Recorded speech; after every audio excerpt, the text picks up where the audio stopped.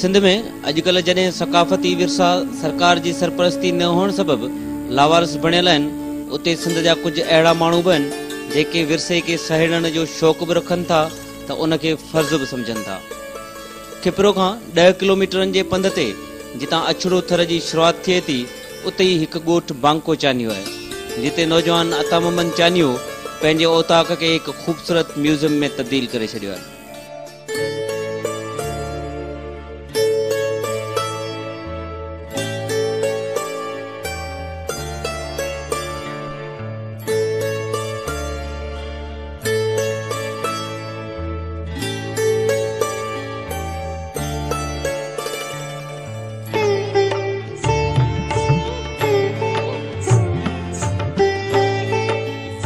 इन म्यूज़ियम में पुराने दौर जा वालन वारा रेडियोज़, रेडियोग्राम, ग्रामोफोन, चेंजर, मुख़्तलिफ़ फ़नकारनि जा ॻायल रिकॉर्ड, टेलीफोन, बंदूकूं, पिस्तौल, भाला, तलवारूं, बणछियूं, हंटर, पुराने दौर जे सिलाई मशीन, पंखा, जंड, सिक्का, बादशाहनि जे ख़ितो किताबत वारा लेटर बॉक्स, राजान जे इस्तेमाल हेठि आयल जाम जूं बोतलूं, चरखा, मूर्तियूं ऐं पुराणे दौर जी जुती जंहिंखे चाखड़ी बि चयो वेंदो आहे। उन खां अलावा वॾ घराणनि औरतुनि जे मेकअप जे किट समेत मौसीक़ीअ जा मुख़्तलिफ़ साज़ रखिया विया आहिनि।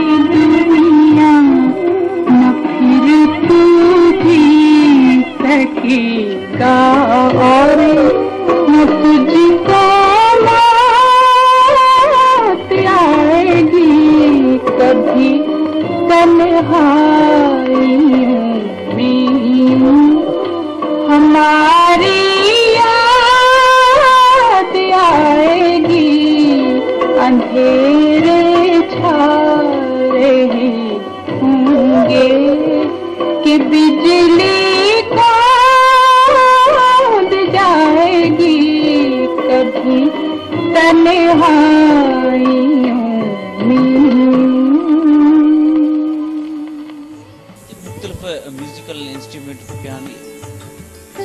असांजे कुछ नए नस्ल के बुधाए त ये आहिनि केड़े केड़े किस्मनि जा, छा इन्हनि खे चयो? हिन में तव्हां ॾिसंदो त हिते ख़ासि करे हिते लोकल इस्तेमाल जा सारंगी, सुरंदो, डोड़ींबो, तव्हांजो इहो कांगसियो, इहे ख़ासि करे हिते जा लोकल माण्हू इस्तेमालु कंदा हुया। ऐं ॿिया जेके आहिनि जंहिंखे ग्रामोफोन तव्हां शॉर्ट बि वरिता हूंदा, ग्रामोफोन आहिनि, चेंजर आहिनि, रेडियोग्राम आहिनि, रेडियोज़ आहिनि, टेप आहिनि, जेके इहे जेके बि शयूं असां गॾु कयूं उहे हिन इलाइक़े जे माण्हुनि खां ख़ासि करे माण्हुनि असांखे ॾिनियूं आहिनि। कुझु असांजे वॾनि जूं हुयूं ऐं कुझु जॾहिं दोस्त हिते आया, कुझु माण्हू सुञाण धुरियूं आयूं, उन्हनि पोइ ॾस ॾिना, उन्हनि वटि वियासीं, उहे शयूं हिते असां प्रिज़र्व कयूं आहिनि। हिते उहे ग्रामोफोन आहिनि, हिज मास्टर वाइस जा या ॿियूं जेके बि कंपनियूं आहिनि उन्हनि जा ग्रामोफोन आहिनि जेके हथ ते हैंडल ते हलाए करे तव्हां पोइ म्यूज़िक ॿुधी सघो था। केतिरा इन्हनि जा रिकॉर्ड बि आहिनि? हा, तक़रीबन मूं वटि ही असल में 3 क़िस्म जा हिन में रिकॉर्ड हलंदा आहिनि। हिकिड़ो पत्थर वारो रिकॉर्ड जंहिंमें हिकिड़े पासे हिकिड़ो गानो हली सघे थो, ॿियो हुयो प्लास्टिक जो जंहिंखे चवंदा आहिनि लांग प्ले, उहे बि असां वटि आहिनि। ॿियो आहे शॉर्ट प्ले जेके नंढा जंहिंमें आहिनि रिकॉर्ड प्लास्टिक जा ईंदा आहिनि। तक़रीबन इहे 3 क़िस्म तव्हां जेकॾहिं मूं वटि तक़रीबन 4000 खां वधीक रिकॉर्ड उन में सिंधी आहिनि, क्लासिकल आहिनि, इंडियन आहिनि, इंडियन तमामु घणा आहिनि जेके एंटीक्स इंडियन या कैंसिल जंहिंखे चवंदा आहिनि रिकॉर्ड, उहे असां कया आहिनि। कुझु दोस्त ईंदा आहिनि असां हिते, सालाने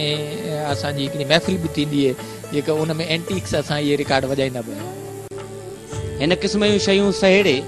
हिकु म्यूज़ियम जोड़ण जो शौक़ु हिन नौजवान खे छो थियो उन बाबति हू ॿुधाए थो त साईं ही शौक़ घटि मजबूरी वधीक ॾिठोसीं त हिते असांजूं तमामु नायाब शयूं जेके उहे हितां खॼी पियूं वञनि माण्हू अधे मुल्ह में गुरबत जे करे विकिणूं पई पोइ असांखे इहो अहसासु थियो त हीअ शइ छो न असां प्रिज़र्व करियूं पोइ शौक़ बि आहे मजबूरी बि आहे असांजी सकाफ़त बि आहे असांजे वॾनि जी लेगेसी बि आहे हिते जी ख़ासि करे थर ऐं हिते जो खिपरे जो जेको इलाइक़ो आहे उन जूं शयूं उन जी तहज़ीब उन जो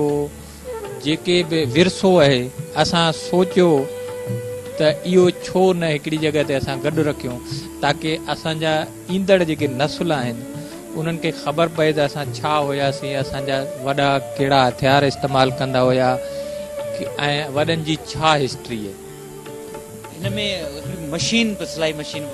हा इहा सिलाई मशीन हिते हिकिड़े असांजे दोस्त जो ॾाढो वियो हुयो कंहिं दौर में ॿेड़ा हलंदा हुया उन दौर में ही ओड़ा अंग्रेज़ जे कंहिं यूरोप में हुनखे हिस्ट्री त उन दोस्त खे ख़बर न हुई त हुन ॾाढो किथे वियो हुयो किथां वठी आयो पर उतां इहा सिलाई मशीन वठी आयो इहा सिलाई मशीन मूं जॾहिं आऊं यूरोप वियुसि जर्मनी में हिकिड़े बार में मूं ॾिठी हुई त उते सिलाई मशीन इहा हिकिड़ी एंटीक पई हुई मूंखे ॾाढो शौक़ु हुयो जॾहिं इहा साॻी सिलाई मशीन उते मूं ॾिठी त हुननि ॾाढी हुन में शीशे में बंदि करे इहा साॻी जॉन्स जी सिलाई मशीन पोइ हुन खां मूं हिस्ट्री पुछी मूंखे ॾाढो शौक़ु थियो उते पुछियो त पर हुननि मूंखे ॾिनी कोन्हे जॾहिं हिते आयुसि त मूं ॾिठो त इहा त घर मुंहिंजे पंहिंजे सिलाई मशीन पई आहे ऐं ॾाढी छा चवंदा आहिनि तमामु रेयर जेकॾहिं मार्केट में हिननि में जेके हिन जी क़ीमत ॾिसंदो त लखनि में आहे जेकॾहिं अणॼाण खे ॿुधाईंदो त हिन जी का बि क़ीमत न आहे ॿार जी ॻाल्हि आई त कुझु शयूं अहिड़ियूं बि हिते पियलूं आहिनि जेके ॿार में इस्तेमालु थींदियूं आहिनि इहे जेके बोतलूं आहिनि विस्की जूं बोतलूं हुयूं जेके इहे असल में छा आहे तव्हां विस्की जूं बोतलूं बि ॾिठियूं हूंदियूं ऐं कुझु अहिड़ियूं शयूं आहिनि जेके तव्हां उन में बोतलूं में रखण जो जेको हिकिड़ो तव्हां जार ॾिठो हुयो इहे ख़ासि करे नवाब ऐं जॾहिं नवाबनि खे इहे शयूं पेश कयूं वेंदियूं हुयूं त उन्हनि में इहा बर्फ़ विझी इहो बर्फ़दान आहे हा इन में बर्फ़ विझी पोइ विस्की जी बोतल रखे ऐं पोइ शान सां पेश कंदा हुया इहे शयूं बि हिते जूं आहिनि हिते जे माण्हुनि जूं आहिनि हिते जे दोस्तनि जूं आहिनि असां चयोसीं इहे शयूं प्रिज़र्व कजनि मूर्तियूं बि जेके आहिनि इहे मूर्तियूं हिते जी ॾाढी बदकिस्मती ॾाढो रोअण अचे थो त असांजे माण्हुनि जी वीचारनि जी ना ॼाणाई जे करे तमामु एॾियूं त एंटीक शयूं हज़ारे साल पुराणियूं हिते हींअर तव्हां ॿुधंदव त हिते असांजे इलाइक़े में हींअर हिकिड़ा पथर तमामु मवाइली दौर जा पथर जेको मुंहिंजो बि शौक़ु हुयो त उनखे शइ खे असां गवर्नमेंट में बि हाईलाइट कयो उन्हनि खे प्रिज़र्व कोन कयो उहो पथर खणी विया माण्हू चोरी करे खणी विया ऐं उहा उन्हनि जी जेका मार्केट खे छॾियो इहा असांजी हिस्ट्री आहे उहा माण्हू हितां खणी पिया वञनि इहे मूर्तियूं बि हिते जे हिकिड़ो भेड़ो आहे मूर्तियूं बि ॾिठियूं हूंदियूं नंढड़नि ॿारनि जा रांदीका बि तव्हां ॾिठा हूंदव इहे इन हिते जे भेड़े जूं आहिनि ऐं इन भेड़े जी का हिस्ट्री न आहे बदकिस्मती आहे त असांजी गवर्नमेंट या को बि इदारो हिते तमामु अहिड़ा भेड़ा आहिनि दड़ा आहिनि जेके पुराणा घर ॻोठ आहिनि जेके बर्बाद थी चुका आहिनि जंहिंजी हज़ारे साल हिस्ट्री थी सघे थी पर असांजे माण्हुनि खे ख़बर ई न आहे उते सिका मिलिया तव्हां पाण सिका ॾिठा इहे सिका हिते जे माण्हुनि ॻोल्हे असांखे ॾिना आहिनि ऐं इहे माण्हू खणी पिया वञनि था हितां तमामु बंदूकूं हितां चोरी थी वियूं ताला ॾिठा त तव्हां हितां माण्हू खणी विया आहिनि भुॻड़नि जी मुठ ते सोन खणी विया आहिनि हिते जो तमामु बहितरीन जड़ियल जेको पुराणे दौर में सोन हुयो उहो पठाण जेको अचे थो हिते बदिले में जेके शयूं वठंदा आहिनि उहे तमामु शयूं हितां खणी विया आहिनि अच्छा उन खां अलावा हिते कहिड़ियूं कहिड़ियूं शयूं आहिनि जेके एंटीक हा हिते जीअं साम्हूं तव्हां ॾिसंदव त वाल कलाक आहे हीअ वाल कलाक जी हिन जी हिस्ट्री आहे त जॾहिं हिते अंग्रेज़ आयो अंग्रेज़ मुग़लनि खे या हिते जे नवाबनि खे ख़रीदण जे लाइ तोहफ़ा खणी आयो हुयो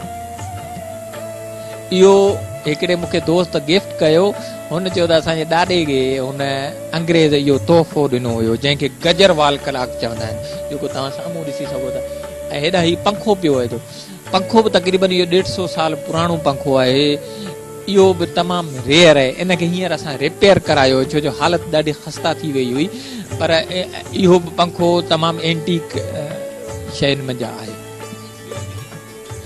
हा तव्हां